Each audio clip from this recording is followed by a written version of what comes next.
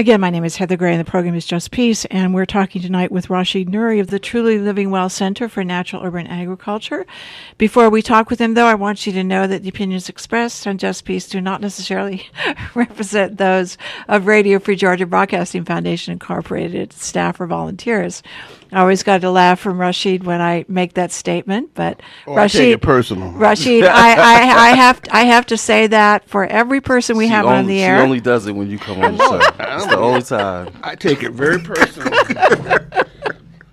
All right. It's probably safe to have done so. To have made the statement? Oh, absolutely. Or to take it personally? No, I take it personally, and it's probably safe for you to have made the statement. So I'm here also in the studio with co-producer Cliff Albright, and we have Sabukwe Shakura on the board, which is so appreciated. So, Rashid. Heather. Haven't had you here for a couple of months. Yeah, you just told these people we're here monthly, but it's been... Well, we are here monthly, but this time we haven't been here for a couple of months, talking about all the politics coming down, right, lately here in the United States. We've been having a lot of discussion. Wonderful, yeah. So wonderful in what sort of way? What do you mean? Oh, you've heard me say it, Heather. Donald Trump, the best thing that's happened in this country in generations. Why is that?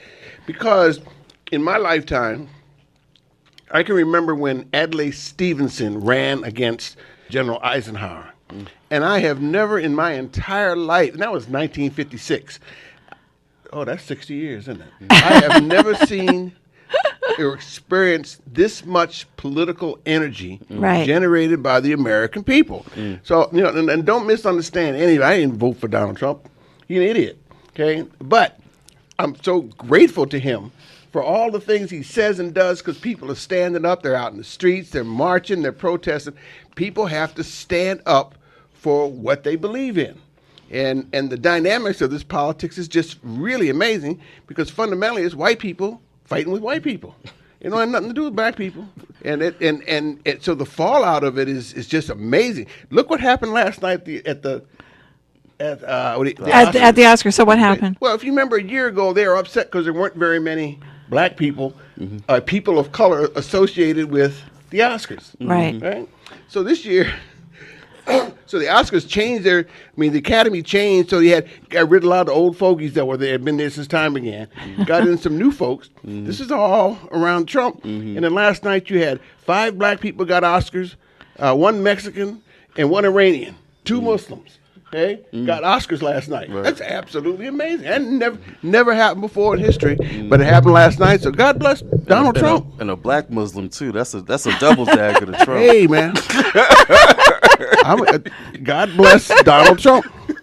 It's funny you say that, because there was a post going viral on Facebook a week or so ago saying, "Hey, Donald Trump was right. He really is making America great," and it cited all these things that were going on, like, the numbers of people who are politically active, the number of people who never knew who their representative was, but now they not only know who it is, they're going to town hall meetings. And just one more on the Oscars. Think about this now. In the history of the Oscars, and this was the 89th, they had never had a mess up like they did at the end. No, we're not giving it to them. Right. We're not giving it to La La Land. Right. We're going to give it to the brother. Oh, please. Yeah. God bless Donald Trump. Right. Well, that mess up really was something. You're saying that has never happened before. Never. I guess so. Yeah. That's why Price Waterhouse is there. They make sure that they. One time someone leaked. I guess it was I heard or read it was the Oscar show, Academy show, when Gone with the Wind won everything, and someone leaked before. That's right. I remember. That's right. I read about that too. So yeah. that's why they got an accounting house in to take care of it, and they messed up like that. Either that, or they wanted to make sure that the brother. So I've been wondering about Price Waterhouse Cooper, right? I mean, so they're the ones who essentially made this error. How in the world would that happen? That's very strange. I mean, I look forward to hearing more. I'm sure we'll get more information about it. Yeah, it's interesting, because evidently there must have been two envelopes that had her name on it, because she said when I say she, Emma Stone, who won the Best Actress, and it was the card with her name on it that the what's his name, Warren Beatty. Warren Beatty was reading from. So somehow there were two separate ones. I think the original assumption was that somehow her card got left behind stage, and then somebody, gave it to Warren Beatty or whatever. But she said she had hers in her hand the whole time. So how they print up two cards? They said they bestowed on them. Well, I do want to say, and I've mentioned this on the radio show as well, as far as some of the demonstrations that I've gone to since Trump won the election, is that I'm meeting so many people who've never been to a demonstration before. That's what I'm telling you. God bless Donald Trump. Yeah, people are standing up. And the last time, and it's really an issue amongst white folks, the last time, the major time that you had this kind of discord was the Civil War. And black people came out pretty good on that one. Right, that's true. Right, for a little while. Right. Sabukwe, if you're going to talk, get your. Sabukwe said for a little while, right. And I would agree with you. Get your microphone on, Sabukwe. But it was at least you got out of physical change, So I'm looking forward to seeing what's going to come out of this. This conversation that my brethren, white folk, have it with each other. Yeah, it's interesting. Like this Dave Chappelle said, when he hosted Saturday Night Live, I don't know if it was the weekend after the elections, but he said, I think I'm going to take a knee on this one. Basically said, let the white folks work it out amongst themselves. Work it out. Okay, and just let's see how we're going to benefit from it. Oh, yeah. Right. All right, so Rashid is with the Truly Living Well Center for Natural Urban Agriculture. So how are things at Truly Living Well, Rashid? Well, they're amazing. It's so interesting. If anybody had turned in this show in the last 10 minutes, they would know we're supposed to be talking about agriculture. Right. But that's all right. We have moved to our new site. We've moved in, and we are really enjoying that space. We're still filling it out. Last year was a pretty good year for us, and a lot of nice things have been happening of late. And I'm quite satisfied with our. That's true. I am pleased with our progress, but I'm not satisfied because there's much more work to do. There's always more work to do. Always more work, yeah, right. So, but, I know we are often talking about this, but you're having your classes, right? You're growing your food, you're selling in the market. Oh, yeah. You're also wanting to expand, I think, a little bit further than you already are. I don't know how much you're... Well, we still have 4 sites right now. And yes, we will expand as we grow into it. But this year it's been very interesting. We've been getting a fair amount of recognition and acknowledgement for our work, and that's always nice. So I'm pleased. And Rashid, you were just acknowledged at the Georgia Organics Conference as well. That's one of the places, yeah. Yeah, that was excellent. Mm-hmm. So, and you used to be the chair of that board, right? Yes, ma'am. I hope that wasn't a direct connection between the two. No, I'm not making. No, that was years ago. I'm not making that connection. The reason I'm mentioning this is that you've been quite involved with Georgia Organics, with organic production. So we have seen, and I used to go. I haven't for a while to some of those Georgia Organic meetings, but we've seen a sizable expansion of organic production and interest in it, not only on the part of producers, but consumers as well. That's impressive to me. Yeah, we and the community that I represent, and in some instances lead, are very pleased, use that word again, with the growth of the local food movement. And I think that, as I've said many, many times, urban agriculture is the future. And the proof is in the growth of this local food movement over time that you're just indicating now. I mean, this is our 12th year. And when I got started, when True Living Well was born here in Atlanta, there was very, very little happening. You had to struggle to find a farmer's market. Now you can find one every day. There weren't that many farms or farmers growing food. The people weren't doing it. We were over at M. Agnes Jones. M. Agnes Jones Elementary School is the first STEM certified school in the Atlantic public school system. That is very... What does that mean, STEM certified? I don't know. STEM, it's an indication of the quality of the education that is taking place within the school.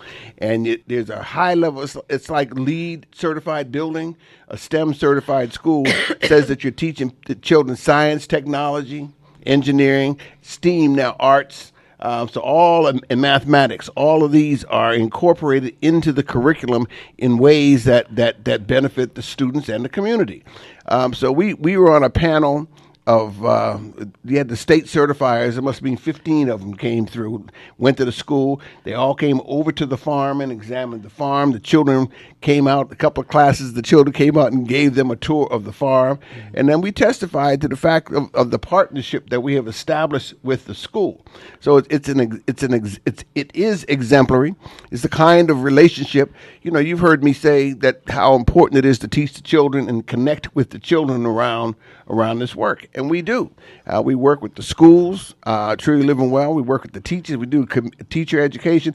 But now we are extraordinarily close relationship with Margot Woolfolk, Thea Johnson, Melanie over there at M. Agnes Jones, and those children who come out there quite often, several times a week, to take their lessons on our site. I want to just mention this. I did send out today an article about George Washington Carver, and also have been just reading even more. I mean, I've read a fair amount about him in the past, but there's just always so much information about him.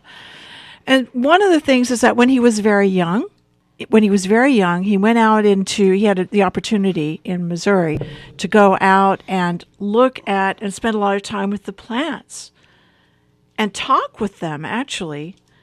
But I was thinking that's kind of what you're doing with these youth as well. Is that right? They're coming out, they have the chance to observe plants and the growth of it and spend some time in nature. Am I right? Oh, absolutely. Yeah. And hopefully a few of them might learn to listen to the plants. So it's not much. Carver didn't talk to the plants. Well, he may have, but the real deal was he listened. Okay. And I think that if you get close enough and involved and engaged with nature, even in your article, what you actually said is that you quoted him. He was out in the gardens every day, and he listened to what the earth have to say. He listened to what the plants have to say.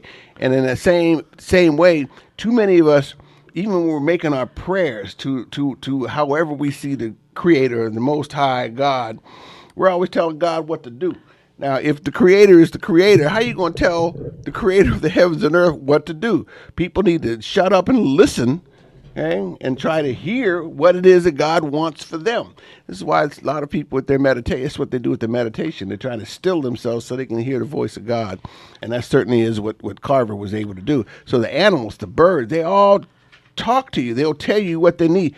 I have a cat. That cat can't speak a word of English, but we have a very good understanding between us because I hear her, she hears me, and we get along real well. And it's the same in the garden. Those plants will tell you what they need when they need it, and it's a wonderful experience. I want to talk a little bit more about this, but we're going to take a quick break, and we'll be back in just a moment. Stay tuned. Again, my name is Heather Gray, and the program is Just Peace, and we're talking tonight with Rashid Nuri of the Truly Living Well Center for Natural Urban Agriculture. Before we went to that break, we were talking about listening to plants, what George Washington Carver would do, and Rashid was saying that we should all be doing this kind of thing, actually listening to and observing nature around us. Did you want to say something about that, Cliff? Yeah, kind of along the same lines, it's been said, and I once did a little kind of an experiment in a relationship with that, if you can learn how to take care of and nurture a plant, it creates demonstrates other, builds and reinforces other skills in your ability to relate to people and so on and so forth. And so I can only imagine it going to, having the children at the schools and having them learn at that early age to care for something, to nurture it, to watch it grow and to play a role in it growing, has benefits for those children that go even way beyond the garden. Well, absolutely. Another way to look at it, we're all one. You hear this spoken so often, but what does that really mean? How are we connected with this entire creation? I mean, I'm connected to you, I'm connected to the plants, and if we respect those connections, we'll make it easier to get along. If I can take care of the plants and learn to take care of myself, I'm certainly going to be able to show respect there. It's going to make it much easier for me to show the respect for another human being, which is what we need to do. So I agree with you.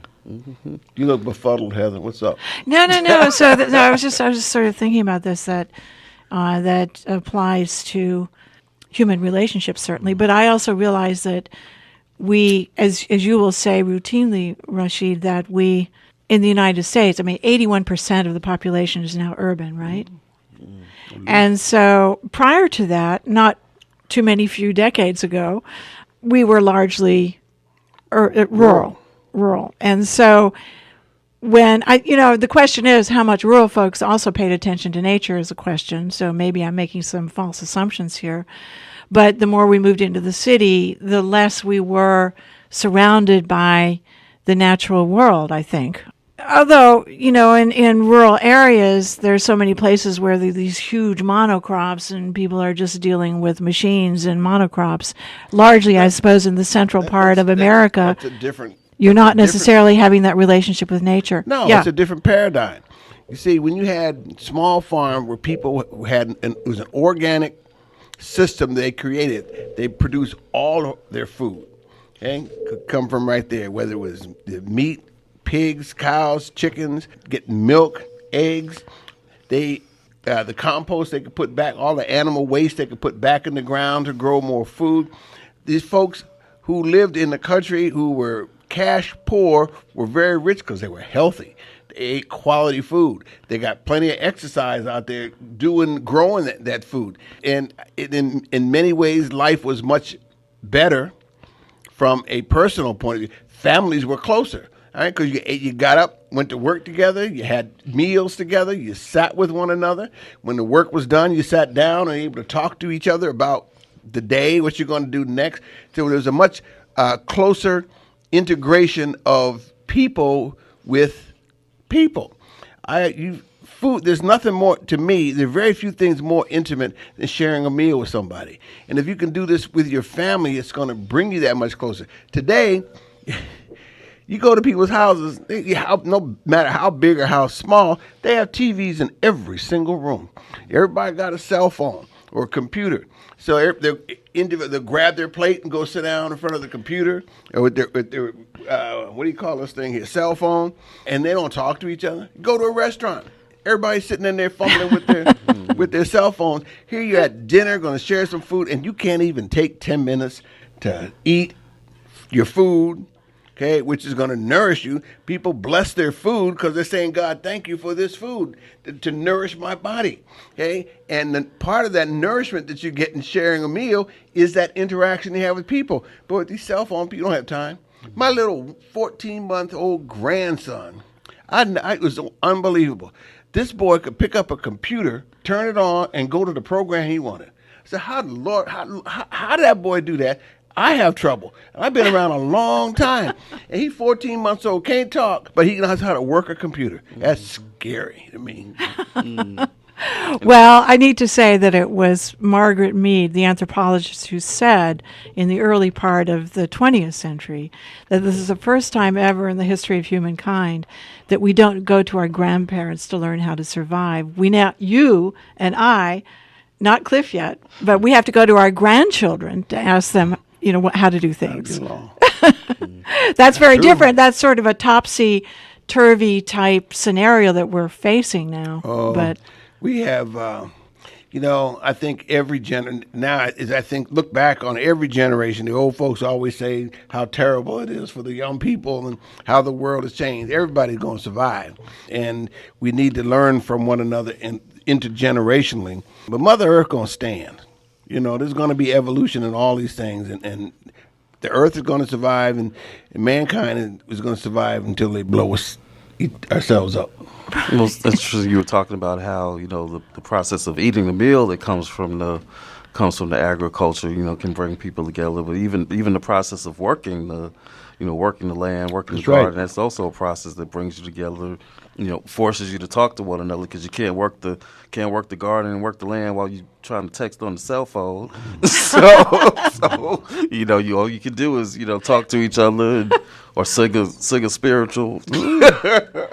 Well, let me ask you all a question. We are going to open up the phone line, so if some of you all would like to call in and ask a question or join this discussion, the phone number here into the studio is 404-523-8989.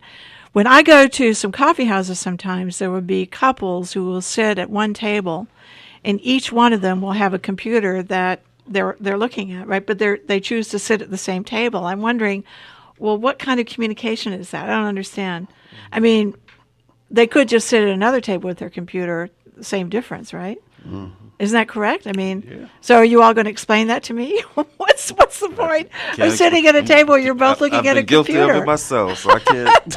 I can't explain it to you. I mean, but it's just a sign of the times. I mean, it's a sign of this disconnect that we were talking about earlier. That manifests itself in so many ways. Which, going back to how we started the show and this Trump phenomenon, it's really interesting because in many ways it really has forced us to better understand our interconnectedness. Right. There have been some aspects of, community activism and social justice where people have always kind of understood that interconnectedness and intersectionality and collaboration. But I think you're seeing increasing numbers of people who are starting to understand how many of these issues are all connected as we as people are all connected. That's interesting. I think we have a caller, but before we go to the caller, I want you all to know that you are listening to WRFG Atlanta 89.3 FM. My name is Heather Gray. I'm here with co-producer Cliff Albright, and we're talking tonight with Rashid Nuri of the Truly Living Well Center for Natural Urban Agriculture. I know you all are talking about urban agriculture, but there's a massive campaign to try to increase the number of farm workers who have access to rural health clinics. And I wanted to give out the information. Okay, would you do that quickly? We'd appreciate it. Thanks. Okay. Do a search for National Center for Farm Worker Health. There's 6 clinics in Georgia that are south of Macon, and they treat migrant farm workers for free in English or Spanish. And nationally, there are over 400 clinics that treat migrant farm workers in states like Florida and California, Oregon and Washington and North Carolina. Oh, okay, thank you. And that means that people can just Google it if they are interested. Okay, thank you. Appreciate it. Thanks, Paul. We appreciate it. Thank you. So I'm going to give the phone number again, which is 404-523-8989. Please, 8989. Give us a call if you'd like to join this discussion. You and I have in the past, Rashid's had some discussions about Walter Goldschmidt, right, and the work that he did in California, looking at 2 communities, and the issue being the difference in communities that were owned by an abundance of family farmers and those that were owned by corporate agribusiness companies. And he found a radical difference in the quality of life between these 2 communities, not surprisingly, right? But he made the point that because there were no services for farm workers, that this is in the early 1940s he was making these comments, that there needed to be some kind of better programs to serve these workers. Well, keep family farms. Keep family farms, right. No, that is the answer. Keep family farms, exactly. But the government also, these workers are not getting Social Security or anything. We have a caller. Caller, you there? Thank you for joining us. Thank you. Yes, you were earlier talking about communicating with plants. Yes. I just wondered if you guys saw the old movie Secret Life of Plants and showed how just the intention of, say, burning the leaf of a plant had a reaction to it, and also that they showed communicating with other plants, and this is in the movie. Okay. Communicating with other plants and on other planets, other solar systems. Oh, interesting. Yeah. Go ahead, Rashid. You wanted to comment to that? What? I just wondered. Sorry, go ahead. Saw the movie and what's your comment? Okay, thank you so much for calling. We appreciate it. Go ahead. That book is about 45 years old. Peter Tompkins is one of the authors of it. It's a very good book. Recently was an article that was written by, senior moment. It's called The Intelligence of Plants, and it was in the New Yorker magazine. Who wrote The Omnivore's Dilemma? I can't think right now either. Whoa, man. A few senior moments here. Senior moment. But yes, plants do talk with each other. They use the microflora in the soil to communicate between the trees, between each other. That's why the most important thing that happens in the garden is that soil web that exists there, how the funguses and the earthworms, all the little roly-polies, millipedes, centipedes, all that's very important. And one of the reasons you don't want to, if you go out to any field, a commercial agricultural field, and put your hand down in that soil, you won't find any life at all. So the real important things that happen in the garden happen around the edges. Because across the fields, if they're left relatively undisturbed, you'll find there are fibers, cells, and this is how those plants communicate with each other. You'll find in the forest where you have trees that drop conifers and deciduous trees that drop leaves and trees that don't. Certain times of the year the conifers will feed the deciduous trees, and other times the deciduous trees will feed them. The plants the plants are able to communicate with each other, tell you we got a disease coming, put up their defenses and stop them. They communicate extraordinarily well, but we can't see that because we're moving too fast. Mm-hmm. Plants have a life. If you would, if you take what's the man that runs so flash in the comic books, he's zooming around. Take that and think about our life. If we were able to speed up the activities that are going on in a garden, it would be amazing to see how those plants work with one another and talk to one another. But as human beings, we're moving so fast, we don't sit long enough to be able to watch that and to be able to gauge it. But they do. You can't really call it. Yeah, I guess it is slow motion. You take those pictures and then they speed it up and and you can begin to see they communicate with each other. They warn each other. They are alive. There is a life. There is an intelligence that exists within the plant and animal kingdom that's way beyond what people know. And this is, or experience. This is why it's so important to sit quietly and listen to what's going on. I just thank you so much for that, Rashid. I want to mention that Omnivore's Dilemma, Michael Pollan. Thank you. That's the name I was trying to get. That's the name, right. Yeah, it's a I had to look it up, but we do have a caller. Caller, are you there? Hello? Yes. Thank you for joining us. Hello? You have a question? Yes, you have a question or comment. Thank you. Go ahead. Yes, I do have a question. I wanted to know if there is a curriculum or lesson plans that you have for schools. Oh, yeah. Absolutely.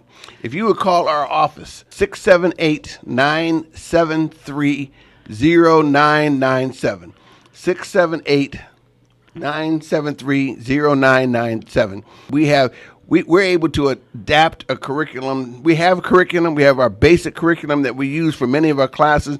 But in a lot of ways, Truly Living Well is a plug-and-play organization. We have our basic curricula that we're able to adapt to specific situations. So if you would call the office, explain to them what specifically you are looking for, and yes, ma'am, we can help you. It would be our pleasure. It's our duty, actually. Thank you so much for calling. We appreciate it. Now, okay, so I'm going to give the phone number again, which is 404-523-8989. Please give us a call. We'd love to hear from you. I just want to mention just one thing that as far as communication is concerned, I was at a meeting in North Carolina. It was actually a Kellogg Foundation conference. This is quite a few years ago. And we were staying in this hotel, and I had some free time, and I went outside, and there were all these trees around the hotel, and all these birds were chirping to each other, right? And so I thought, well, I'm going to see if I can join in on this communication. So I did. I whistled something. And the birds heard it, and then they replicated what I had whistled. Mockingbirds. Which was really interesting. I mean, I don't know what to think about that, except that it was a thrill for me to have that kind of communication. That they're intelligent. They're very intelligent. Oh, no question. Cliff, you had a question or comment you wanted to make. Go ahead. Yeah, I lost my train of thought. I'm sorry. Thinking about mockingbirds, right? So what's your suggestion for folks, like that caller who would like to see, more of this in their schools? I mean, they can call you up and get the curriculum, but beyond that, is it just a matter of them? We'll come to the schools, or we'll direct them to the resources that are available to them.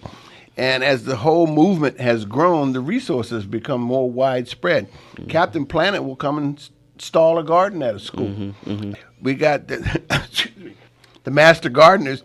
When I first got here to Georgia, to Atlanta, their curriculum was about chemicals. They were teaching how to use chemicals. Now they give you a certification in organic agriculture. Excellent. So overall, the educational process, teaching people more and more about what I would call organic or correct way to approach agriculture has increased. The interest has increased, and so have the resources.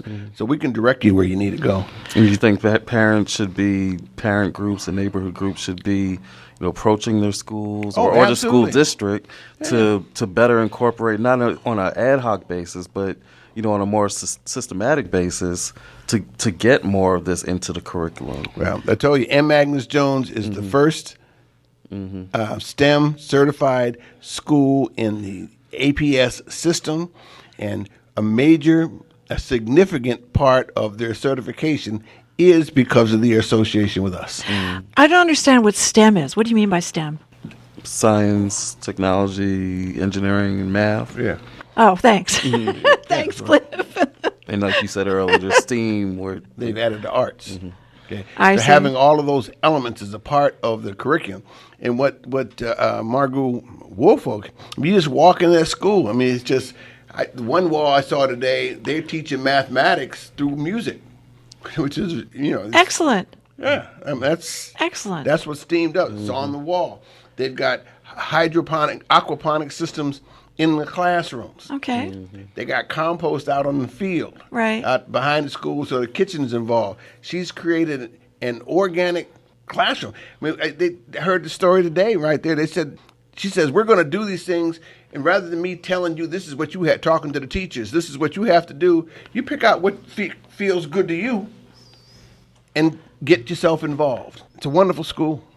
Wow. Wonderful school. And they had lack of a better term, they had a competition with the school, Cranberry School up in Princeton, New Jersey, which is a feeder school for Princeton University. And the children at M. Agnes Jones outshone all them rich children up in These rich white kids, right? Yeah. It makes sense. Yeah. It makes sense. Yes, go ahead. Are you there? Hey, can you hear me? Yeah, we can hear it. You're a little bit low there, but yes, you have a question or comment you'd like to make. Thank you for calling. I got a comment. Yeah, go ahead. Can you hear me? Yes, we can. Yeah. Okay. Yeah. I'm a white Trump supporter. I don't consider myself a racist. Okay. That's the divide in the country, saying that all Trump supporters are racist. You're talking about Black Lives Matter. She's saying about getting the DAs, the prosecutors, all these people involved. How about getting the people that are committing a crime, have them be responsible for their actions? Stop breaking the law and you don't get locked up. You don't have to fight with the police. If the police tell you to do something, do it. I can't attack a police officer, and I can't defy a police officer when they tell me to do something. I have to do what they tell me, or I get in trouble. It's being responsible for your actions. And to say that Trump is a racist, Trump ain't said anything racist about black people. Get off of the Democrat plantation where they keep you being a victim, and let some of these things Trump is going to implement bring the black community out of the same thing they've been dealing with for how long? How long have they been voting Democrat? I don't know. Yeah. I appreciate your comments, sir. And you didn't hear anybody tonight calling Trump a racist. In fact, I said just the opposite. God bless Trump. All right. So, but you're saying you hit upon an issue that is important to me, which is do for self. And there's a lot of work that's going on in the black community in particular. Organizations for years have been saying we have to make changes systematic and systemic changes within the black community. If that's what you're suggesting, then I agree with you.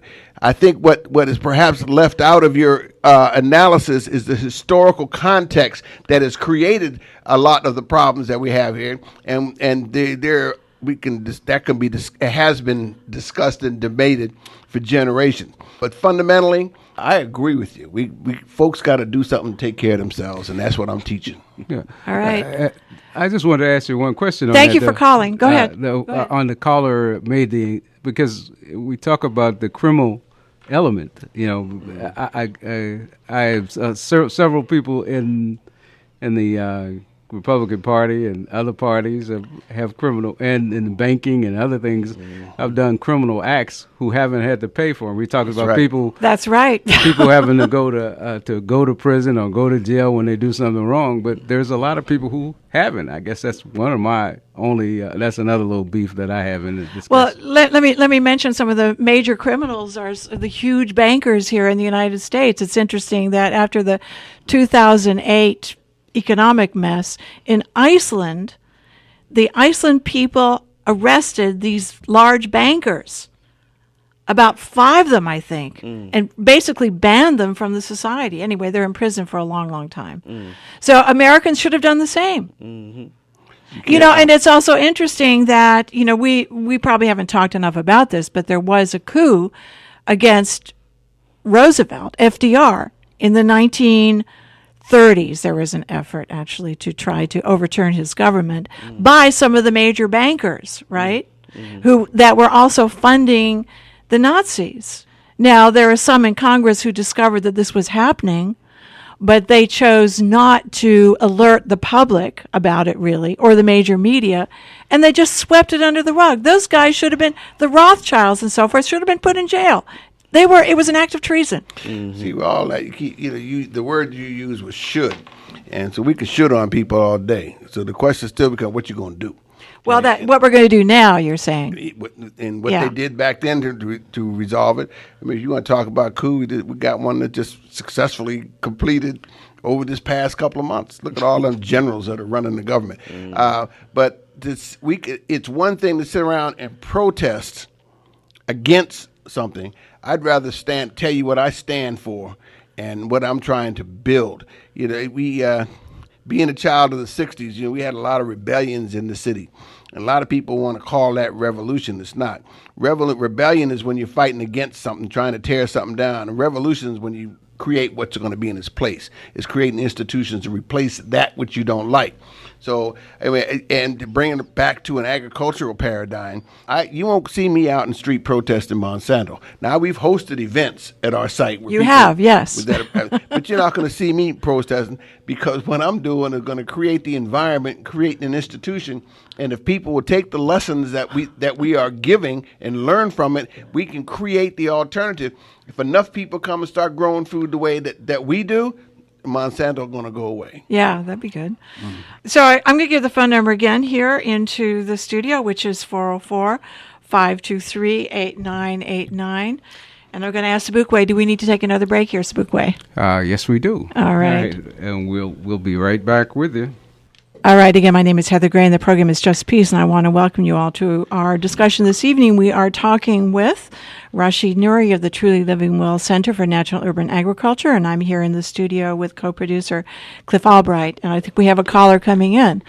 At some point, I don't know, we'll see what this caller has to say, Rashid, but I want to talk about the Southern SOG meeting that you recently went to as well, just putting this in a regional context. So, we have a caller? All right. So we have a caller, Spookway, right? Caller, you there? Hi. Thank you for joining us. A little rough to hear you on your end. And I'll just say that I wanted to respond to the caller. Oh, this is Beth Ann. Thank you, Beth Ann. Go ahead. Are you able to hear me? Yes, we can. Go ahead. Yeah. So he opened up a whole new aspect of your show tonight that, you didn't seem like you were based on that. But since he opened it up and you all responded, I thought I'd just put in my 2 cents. He talked about criminal activity, and that if people perform a crime, that then they should pay the price. Basically, I'm paraphrasing him. However, the difference is that the way white people in this country and the way black people or people of color, brown and black, are treated in this country are extremely different. And what would be a crime for a person of color would not even necessarily be a crime for a white person. And if he needs to do more research about it, if he wants to have some contact around that, there's a lot of information that has been in the news over and over and over again. So I'm not quite sure what he's listening to or seeing if he's missing some of that. See, Beth, there are different rules that apply to people of color than to white people in this country. Go ahead. I'm sorry, I'm a Beth white Ann. person. Yeah, okay. you know, thank you for that. And you and the four of us sitting here in the studio understand that very well. And what I've learned in my life is for me, it would not be particularly productive to try to argue with the man. There's a saying, a wise man has no power to change what a fool believes. And so I told that gentleman that there's a greater context of understanding that he can get. And if he wants to get that understanding, he will. But trying to force him to get it is not going to work. That's why we got a progressive radio station here where we can discuss progressive topics. And we can talk about them in a way that those of us who do participate consider authentic conversation. But for my time, I'm not going to waste it arguing with something about like that. I'm going to find what I can agree with. And how it comes back to me is self-sufficient. What are we going to do for ourselves? Mm-hmm. And how are we going to clean up our own situations? So, but thank you. I appreciate your comment. That's very good. Beth Ann? If I could just add something. Yeah, go ahead. That. Go ahead. Again, I had to go over to the radio to hear you, but that's why, as a white person, I'm calling in, because I'm the one that needs to take the responsibility to say that to that person. Amen. And, I'm not forcing him. I'm not wringing his neck. I'm just giving him information and facts that are very available to him if he were to become a little more conscious in his approach to seeing what's happening within the criminal justice system. Amen. Thank you, Beth Ann. So appreciate that. Thank you. I'm going to give the phone number again, which is 404-523-8989. We have another caller? Spookway? No. Okay. So, again, the phone number is 404-523-8989. So, Rashid, I want to ask you about the Southern SOG. We have somebody calling in here, but what would you like to know? You recently gave the keynote address at the Southern SOG. Tell us about Southern SOG. Southern Sustainable Agricultural Working Group, SOG. It's a regional conference, takes place each year. People come participate from Virginia to Texas, all the southern states. This year it was held in Lexington, Kentucky. There were about 1,000 people that attended that conference. And I had the pleasure and the honor of giving the closing keynote. Right. And the theme of my conversation these days is about equity and justice. And I think these are issues, I discuss those, and as well as the role that urban agriculture can play in bringing about equity and justice in the community. All right, that's wonderful. And it went well, I think. So. Well, when I give a talk, I can't tell you if it went well. The people who are listening have to say maybe a crazy question to ask. Yeah, that's me, yeah. But what I can tell you is that I got people said they enjoyed what I had to say, and they found it inspiring. Okay, that's good. That's All good. right, we only got a few minutes left. I think we got another caller who wants to ask about how we identify ourselves. Go ahead. Okay, go ahead. Are you there? Yes, thank you for joining us. Your comments are kind of breaking up here, and I don't know why. For the caller. Go ahead. It's really hard to understand. Yeah, it's unfortunately we can't hear you well. But I think you're asking why people refer to themselves as black and white, and why the conversation is about black people and white people. Is that your question? Yes. I must apologize. I'm sorry that your voice is breaking up and we can't hear you well, but I guess we've got the essence of it. So I Rashid, think he's saying that people referring to themselves as a color as opposed to a person or people. Well, when you put a on a piece of paper, you sign it up, they want to know what your race is. I'll tell them my race is human. All right, I'll start from there. That's good. But here's what happens.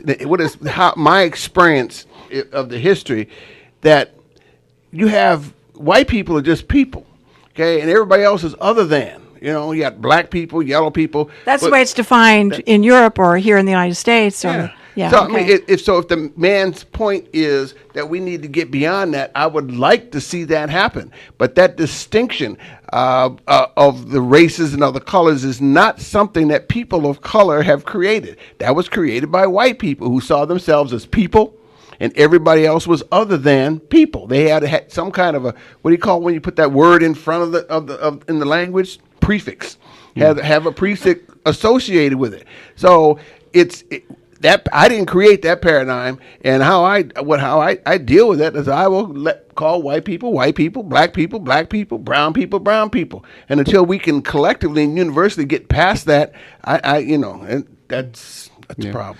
Well, I think that's part of the history, but certainly part of the history also is the question of the creatiness of whiteness came first. The question of white supremacy, and some of that had to do with the disappearances.